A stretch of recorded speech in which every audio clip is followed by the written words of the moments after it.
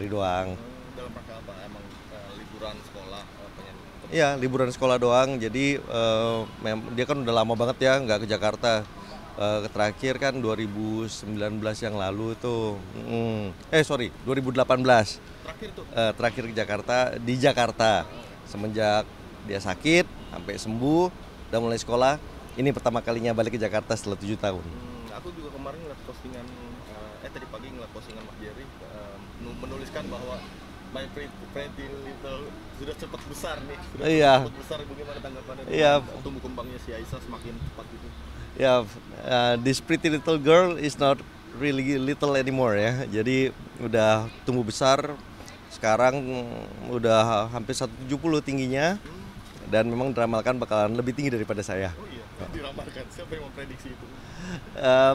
Itu kan ada aturan umumnya ya, katanya kalau anak berumur 2 tahun nanti tingginya akan 2 kali lipat dari panjangnya dia waktu umur 2 tahun itu. Jadi waktu Aisyah itu pas 2 tahun dia tingginya itu 90 cm. Jadi kemungkinan bisa dekat-dekat ke 180 nanti. Sekarang usianya berapa sih? Sekarang 12 tahun. 12 tahun. 12 tahun. Nah, soal kesehatannya sekarang update-nya seperti apa? Kan kemarin sempat leukemia ya. Sekarang update kesehatannya sudah membaik. Sekarang Aisyah sehat, bener-bener sehat, 100% sehat, nggak ada pantangan, aktivitasnya sangat aktif, persis seperti anak-anak yang lain, pinter banget ya, dan kita yang penting tetap mengontrol setiap 3 bulan, nanti akan menjadi 6 bulan sekali, jadi setahun sekali, terus selama 5 tahun lah kira-kira. Nah kemarin kan alasan ke Singapura karena ingin bolak-balik berobat ya. Nah sekarang sudah total sembuh 100%. Kenapa masih tinggal di sana? Mungkin alasannya apa? Pertama, pasca dari deklarasi kesembuhan ini, kita terus harus masih kontrol kan, dan kita harus kontrol ke NUH ya, National University Hospital yang ada di Singapura, yang memang berhasil menyembuhkan Aisyah. Jadi kita pikir dengan dia bersekolah di Singapura jadinya lebih gampang untuk kontrol. Yang kedua, kita sendiri sama-sama setuju bahwa iklim lingkungan belajar di Singapura itu cocok nih untuk menempa Aisyah menjadi anak yang soleh dan berilmu ya.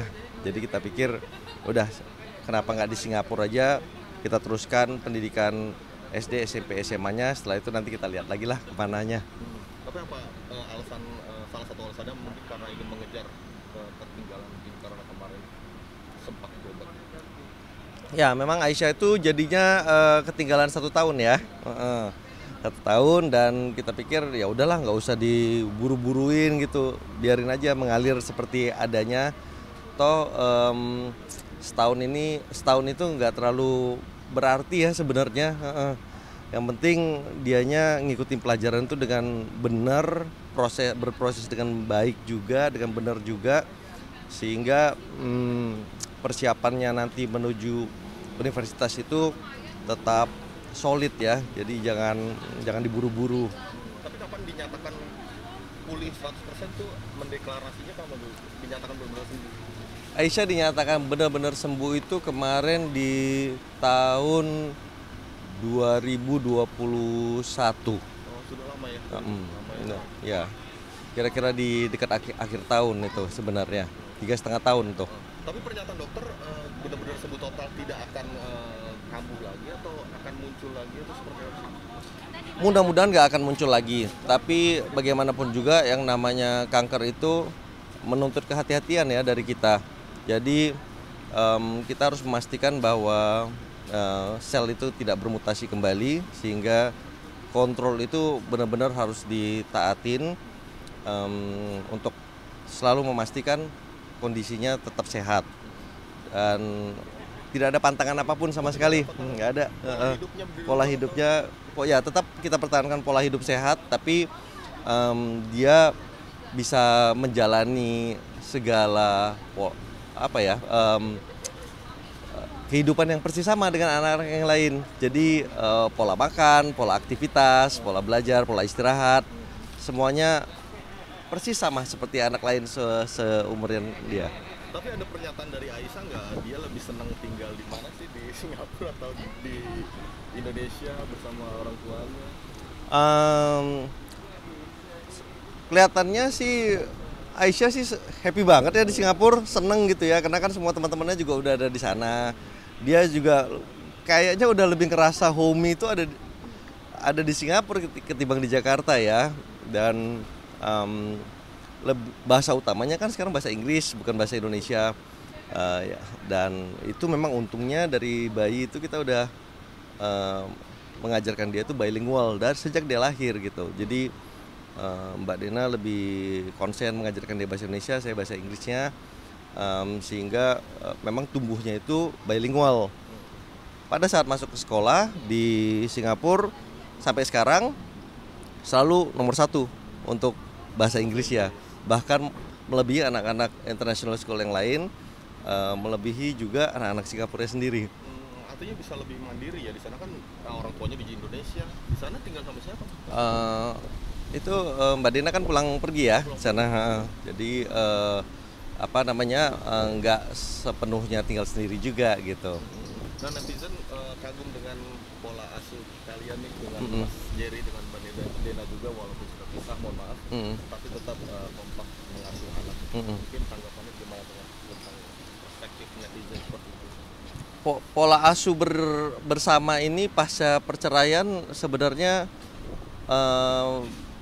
menurut kita sih sangat mungkin untuk dilakukan, sangat memungkinkan kok, bukan sesuatu yang terlalu susah sebenarnya, selama kesepakatan dari kedua belah pihak itu bisa tercapai dan secara konsisten diterapkan. Jadi memang dalam hal ini tentu aja prioritas utama itu ada di Mbak Dena ya, karena kan hak asuh utamanya ada di dia. Dan dalam hal ini saya sih sangat menghargai dan sangat berterima kasih nih dengan Mbak Dena yang terus tidak pernah henti juga mengupayakan eksistensi saya di matanya Aisyah gitu. Jadi semuanya so far so good ya, smooth sailing, komunikasi tetap bisa terjaga, dan itu tadi yang penting koordinasinya nih antara kita berdua itu tetap terjalin dengan konsisten ya, dari waktu ke waktu, sehingga untuk urusan timing, pembagian waktu dan lain-lainnya itu gak susah jadinya. Mas Jerry sebagai ayah dari Aisyah mungkin ada rencana untuk kehidupan baru lagi, memulai rumah tangga baru lagi atau seperti apa? Kemarin kan update katanya lagi deket nih sama seseorang. Ya ada. Kita semua kan life goes on ya, baik untuk Mbak Dena ataupun saya, kita semua tetap menjalani kehidupan kita masing-masing. Dan saya pikir sih semuanya juga udah ready dari dulu juga sih sebenarnya untuk memulai kehidupan berumah tangga yang baru. Tetapi memang tidak ada yang diburu kalau buat saya gitu. Sayanya santai. Jadi anytime tiba-tiba jadi ya jadi gitu. Tapi Aisyahnya ngizinin nggak sih untuk mama-papanya berumah tangga dengan pasangan masing-masing, dengan pasangan barunya nanti? Saya yakin sih Aisyah sama sekali tidak ada masalah dalam hal ini, karena buat anak itu yang paling penting itu bukan masalah orang tuanya kembali berumah tangga atau gimana, tetapi si anak tetap mendapat kucuran kasih sayang secara konsisten setiap harinya dari kedua orang tuanya. Bila itu terpenuhi, rasanya resistensi itu nggak ada. Karena resistensi dari seorang anak itu biasanya kan muncul dari rasa tidak amannya. Jangan-jangan kalau orang tua saya nanti menikah lagi, ada ibu baru atau bapak baru gitu, kasih sayangnya dan kebiasaan-kebiasaannya dia dan segala macamnya itu jadi harus berubah. Tetapi selama itu terpastikan, dia merasa aman, dia merasa bahwa semua itu tidak ada yang akan mengganggu dia gitu, kasih sayangnya nggak akan berkurang. saya pikir sih apalagi anak zaman sekarang ya nggak akan terintimidasi dengan hal-hal yang seperti itu. Beberapa waktu lalu kan aku sempat wawancara Mas Jerry menginformasikan bahwa Mbak Dena Andang punya pasangan baru nih. Ya. Konfirmasikah dan rencana kelanjutannya seperti apa? Soal pasangan barunya Mbak Dena sampai saat ini saya nggak pernah mengkonfirmasi, nggak pernah nanya-nanya juga. Tapi yang pasti akan selalu saya dukung, dan kalau nanti undangannya datang ya pasti saya datang. Oh gitu. Berarti nggak ada mungkin nggak ada izin, nggak perlu ya? Nggak perlu lah, nggak perlu izin dari siapa. Itu perlu izinnya dari siapa ya? Dari yang di atas kali ya. Oke, mungkin kemarin pas Aisyah kesini ada keluapan kerinduan apa nih dari Mas Jerry? Kan mengingatkan terakhir ketemu 2018 ya. Mungkin sempat jalan-jalan kah di sini di Jakarta atau? Ya, kita cuma melakukan aktivitas yang sederhana aja ya. Makan, kemakan. Kan banyak makanan Indonesia yang udah dia kangenin. Apa aja tuh makanan yang ini? Wah, pertama langsung saya bawa ke restoran Padang. Nah, terus kita banyak menghabiskan waktu di rumah ya. Karena kan banyak memori yang indah nih selagi dia waktu kecil gitu kan. Kan setiap weekend ada di rumah saya. Jadi senang lah dia main di kompleks itu, ingat-ingat melodi memori lah kesana kemari kita. Karena memang aktivitas kita tuh banyak menghabiskan waktu itu main di luar. Memang saya mengajarkan untuk Aisyah itu lebih lebih banyak aktivitas fisiknya tuh waktu kecil. Dia sempat juga sharing nggak? Sharing mungkin pengalaman sekolah di sana, pergaulan atau seperti ya kalau sharingnya sih hari-hari ya, karena kan kita video call itu sering ya. Jadi memang semakin dia tumbuh remaja, isinya itu ya semua urusan sekolahnya, gosip-gosipnya, dinamikanya dengan pertemanan dan lain-lain. Dan itu saya pikir memang harus banget tuh seorang tua itu tahu bagaimana perkembangan anaknya dengan segala macam jatuh bangunnya, naik turunnya dia dengan pergaulannya. Karena kan biasanya di usia puber seperti ini kan yang namanya pertemanan dan pergaulan tuh di atas segala-galanya nih sebenarnya. Jadi yang penting selama kita bisa membuat dia tetap terbuka, tidak pernah menghakimi dia dengan keras gitu ya. Mudah-mudahan Aisyah tidak pernah menyimpan rahasia dari kedua orang tuanya. Tapi postingan Mas Jerry kenapa disensor wajah Aisyah? Alasannya apa nih? Ya, menyensor wajahnya Aisyah itu merupakan keputusan yang sangat baik ya, yang sampai saat ini masih saya pertahankan. Itu kita sepakati pada saat waktu itu Aisyah mulai sakit, supaya tidak menimbulkan potensi untuk bullying, baik di masa itu ataupun di masa mendatang, karena kan jejak digitalnya ada selamanya. Dan itu saya pikir ternyata jauh lebih baik daripada yang saya pikirkan pada saat itu. Sekarang dengan adanya artificial intelligence yang sangat gampang memalsukan suara, memalsukan identitas, visual dan lain-lainnya, dan juga banyak scammer anjing nih yang seperti yang saya posting kemarin di sosial media saya itu menurut saya sih berbahaya sekali, apalagi di usia rentan seperti ini. Jadi dengan tidak ditampilkannya wajah Aisyah itu sebenarnya itu merupakan perlindungan dari kami orang tuanya untuk mencegah segala macam hal-hal yang nggak baik itu untuk dicobain ke dia gitu. Mas boleh telepon Aisyah, mungkin pemirsa mau dengar suaranya, kangen gitu. Oh boleh aja, tapi di jam segini udah pasti dia nggak bakalan ngangkat. Ada aktivitas mungkin ya? Iya betul, ini kebetulan lagi ada jadwalnya dia di hari Minggu. Mas Jerry, terakhir mau minta tanggapannya terkait ini kan bersyukur sekali Aisyah sudah pulih 100% dari kanker. Nah, kemarin baru saja ada public figure Indonesia yang tutup usia karena penyakit kanker payudara. Mungkin bersyukur apa sih Mas Jerry setelah melewati masa-masa sulit dari Aisyah sebagai orang tua? Saya selalu terselip ya kesedihan untuk setiap teman-teman yang berpulang karena kanker. Memang kanker itu sendiri sesuatu yang menakutkan ya buat kita semua.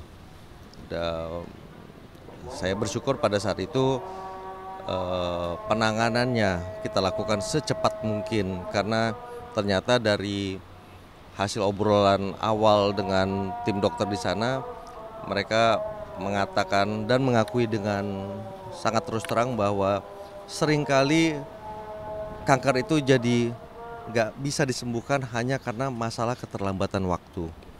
Kita itu punya banyak kecenderungan untuk mencobai segala macam alternatif dulu sebelum kita benar-benar ke dokter dan menjalankan prosedurnya. Bisa nggak, itu sedikit banyak ada benarnya juga bahwa kita tidak bisa memungkiri banyak pengobatan alternatif yang punya kemampuan penyembuhan yang luar biasa, tetapi tanpa diagnosa yang pasti gitu ya, dan penanganan yang serius, memang seringkali jadinya terlambat, dan itu sangat disayangkan biasanya karena ternyata curable, bisa disembuhkan banget gitu, cuma telat aja, udah metastase kemana-mana dan lain-lain. Jadi saya sih sangat bersyukur bahwa kita itu memutuskan dengan cepat tanpa banyak pikir panjang bahwa ini harus segera ditangani dengan sebaik-baiknya oleh tim dokter yang memang berpengalaman. Jadi thank you banget teman-teman selebriti juga udah dikasih ruang untuk berkompetisi gitu. Jadi seru, senang banget. Juara 1 hadiahnya berapa? Tergantung kelasnya, kalau nggak kayaknya hampir, kalau yang pro kayaknya bisa hampir 100 deh kalau nggak salah ya. Iya, kalau yang artis kayaknya antara 20-30 juta lah cashnya. Mas Garing lolos ke babak. Tentu tidak dong. Ya itu karena kurang latihan. Alasannya gitu. Jadi tapi dirimu udah lama belum sih suka sama pedal? Pedal November tahun lalu mulai. Jadi dulu kan punya basic tenis pas SD. Jadi buat adjust ke pedal lebih mudah daripada yang mungkin belum punya basic gitu. Tapi ya gitu, bisanya cepet tapi jagonya yang lama. Lawan terberat artis siapa Mas Garing di turnamen ini? Sebenarnya kalau begitu ngelihat nama-nama yang hadir kan, ada yang sering main bareng, ada yang nggak pernah gitu ya, nama-nama yang baru kenal juga sekarang. Kalau jujurnya dari pertama saya udah pokoknya feelingnya ini pasti yang bakal masuk semifinal final Desta, Tanta, Torik, Ade, itu yang biasa lihat main bagus gitu. Nah yang lain ternyata bagus semua. Jadi seneng lah, maksudnya teman-teman selebriti mempunyai hobi yang pertama menyenangkan, yang kedua sehat, yang ketiga ternyata mereka bukan cuma fun aja, tapi ternyata mereka kompetitif juga, pengen menang juga gitu. Mau berkompetisi gitu, nggak cuma asal-asalan diundang datang gitu, enggak. Kalau latihan sendiri Bang Garing berapa minggu? Seminggu, kalau saya seminggu biasanya pedal 2 kali. Idealnya berapa? Yang ngajakin berapa, yang jadinya berapa? Jadi saya seminggu udah habis golep 2 kali, pedal 2 kali. Sisanya ngebar. Enggak, yang ideal sebenarnya adalah yang penting kalian perlu coaching. Maksudnya buat bisa itu cepet, tapi buat jago itu yang buat naik ke kelas berikutnya menurut saya memang harus perlu coaching gitu. Kalau pedal itu FOMO? Enggak dirimu? FOMO nggak FOMO sebenarnya di Jakarta mungkin awal-awalnya, tapi kan sebenarnya pedal itu udah lama. Ada beberapa teman yang kayak Anin, dia main di Bali udah lama, udah dari tahun 2021-22 udah main duluan. Di Spanyol sendiri udah lama, jadi memang cuman terkenalnya kayaknya baru-baru belakangan ini, dan ternyata FOMO nggak apa-apa. Jadi yang penting kan sehat, yang penting terus bisa kumpul bareng teman-teman. Kenapa acara pedal ini sangat digemari? Pertama dia indoor. Biasanya cewek-cewek tuh olahraga menghindari outdoor karena panas.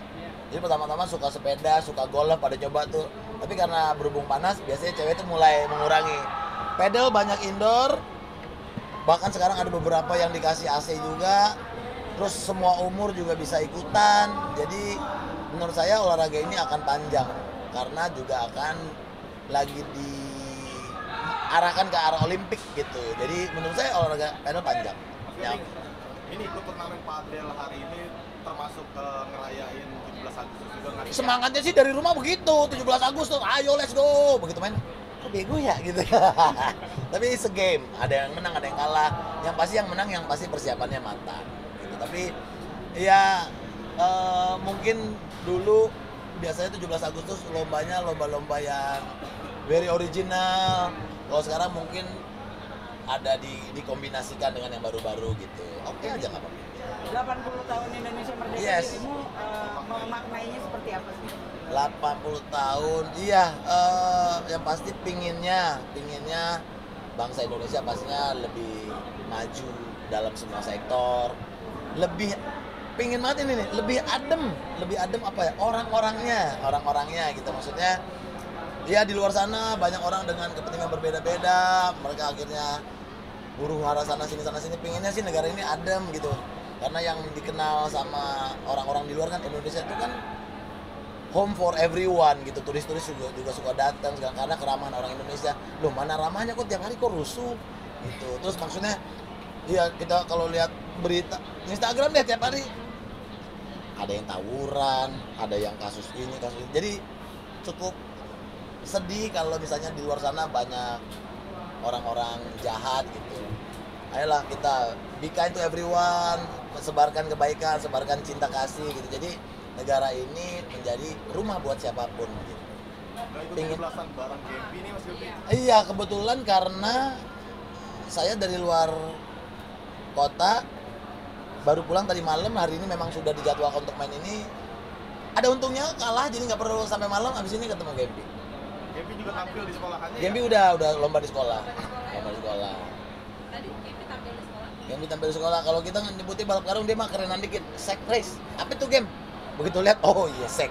Oh ya lomba balap karung. Tapi seru, maksudnya biar kata sekolah internasional tapi begitu 17-an menghargai apa tradisi-tradisi dari Indonesia gitu. Bakal bikin lomba-lomba kecil-kecilan. Enggak, sayangnya itu kurang koordinasi gitu. Tahu gitu ikut Gempi, tahu gitu diikutin di rumahnya Rafathar, tahu gitu. Tapi Gempi doyan padel juga nggak? Doyan nggak doyan, maksudnya anak kecil kan gitu suka kadang-kadang diajak ke mamanya, ayo ikut pengen nyoba. Aku pengen pedal tapi begitu di lapangan main sekali dua kali bosan capek gitu. Jadi anak kecil masih berputar. Nah, yes, katanya sudah.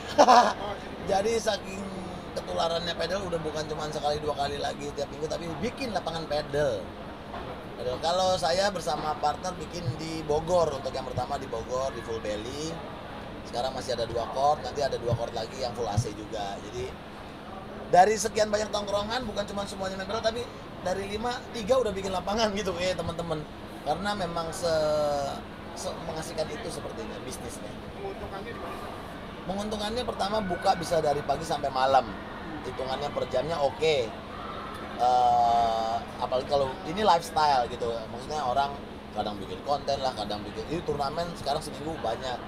Terus menguntungkannya ketika kalian buka lapangan pedal, tapi bukan cuma lapangan doang, ada lifestyle-nya, makanannya, kafenya, disupport lagi dengan kamar mandinya yang full prasarana kayak gitu. Jadi menurut saya sih memang terbukti memang yang udah memang mereka menguntungkan dan BP-nya cepat. Merogoh kocek berapa? Merogoh kocek relatif, jadi bisa teman-teman mungkin bisa cek sekarang juga udah ada lapangan yang dari China lebih murah. Biasanya satu lapangan tuh antara 250 sampai 300 juta kalau yang dari China. Kalau yang dari Spanyol mungkin bisa rumput Spanyol, kacanya juga sampai panoramik itu bisa 500-an, 500-600. Tapi udah semua udah knockdown gitu. Udah tinggal dikalikan kalian bikin berapa, habis gitu tinggal udah tambahin WC segala macam gitu. Rata mungkin kalau 4 lapangan mungkin bisa habis 7 eman 8 eman gitu.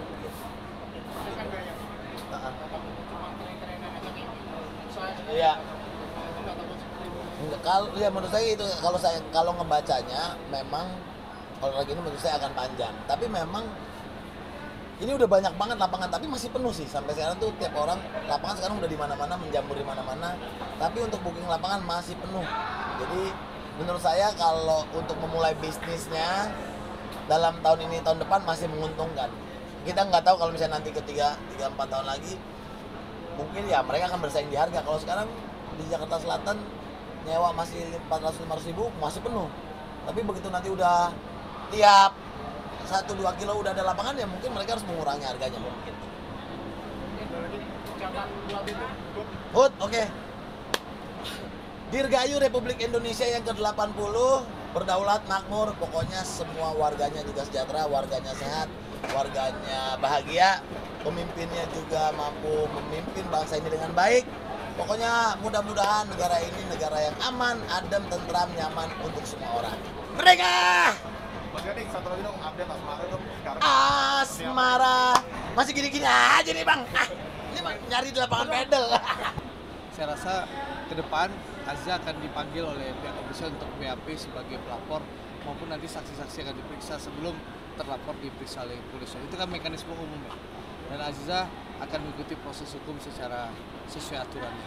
Andre, orang tua dari pelaku bilang mau bersedia untuk minta maaf, sudah nge-DM katanya, tapi belum tahu responnya Bang Andre. Seperti apa? Saya rasa kan Aziza sudah menjawab ya.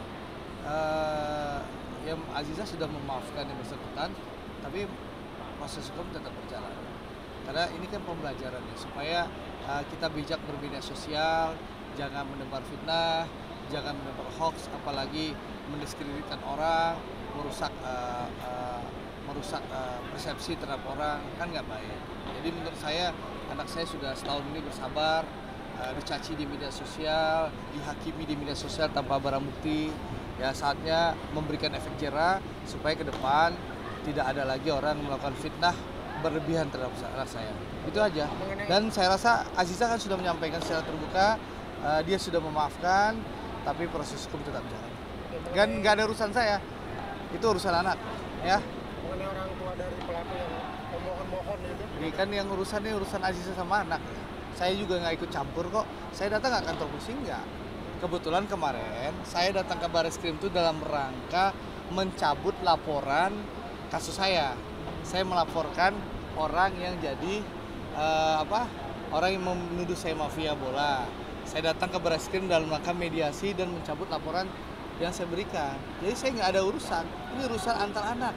Ya kita biarkan anak-anak menyelesaikan, sama-sama sudah dewasa, gitu loh. Ya. Yang diambil Aziza, abang mempercayakan kepada putri apa? Ya saya rasa dia sudah dewasa dan dia perlu memberikan efek jera dan pelajaran bagi para pihak agar lebih bijak bermedia sosial dan tidak gampang memberikan fitnah dan mengabarkan kabar hoax. Saya rasa wajar-wajar saja. Ya coba abang kalau punya anak, wajar nggak anak abang melaporkan hal sama? Oh iya, wajar. Nah, ya udah. Urusan orang tua nggak ada urusan di sini. Saya nggak ikut-ikutan, ya. Itu urusan anak saya sama pengacaranya. Ya. Kondisi rumah tangga sama Aziza sama Ya nggak ada masalah kan. baik-baik saja. Si Arhan lagi di Cina kemarin baru pulang.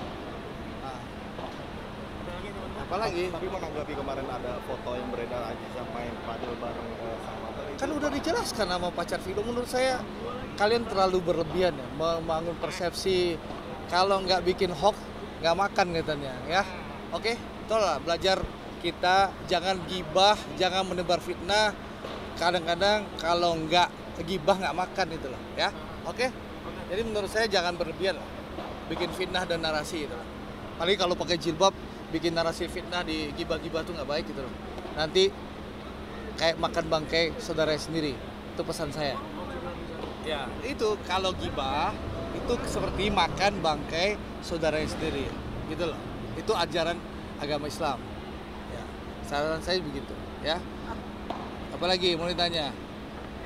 Nah, saya nggak pernah lari. Jadi gitu bang, abang punya anak, coba yang anak abang digituin. Gimana perasaan abang?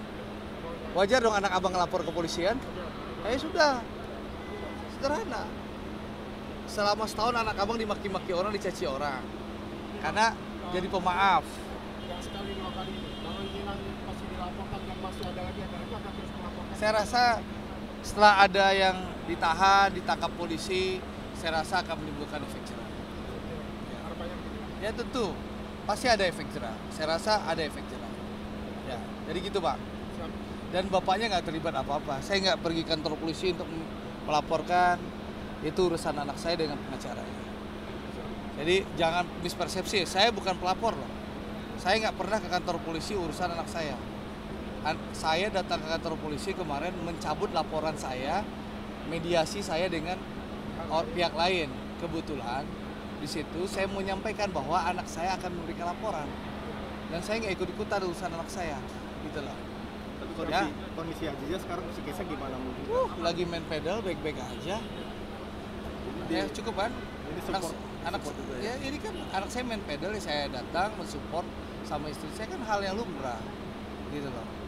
Jadi menurut saya sekali lagi teman-teman, saya nggak ikut-ikutan soal urusan Aziza. Dia sudah dewasa, saya rasa dia punya hak untuk membela diri ya, dan memberikan efek jerah kepada yang memberikan fitnah kepada dia. Jadi menurut saya itu aja. Kalau saya nggak ikut-ikutan ya, ngapain ikutan, anak udah dewasa masa kita ikut-ikutan. Makna kemerdekaan bagi Bang Torik. Makna kemerdekaan bagi aku adalah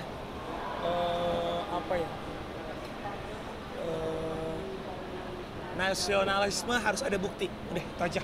Ini Bang Atta ikut bikin turnamen? Enggak ikut turnamen sama Bang Atta enggak ikut. Makasih ya.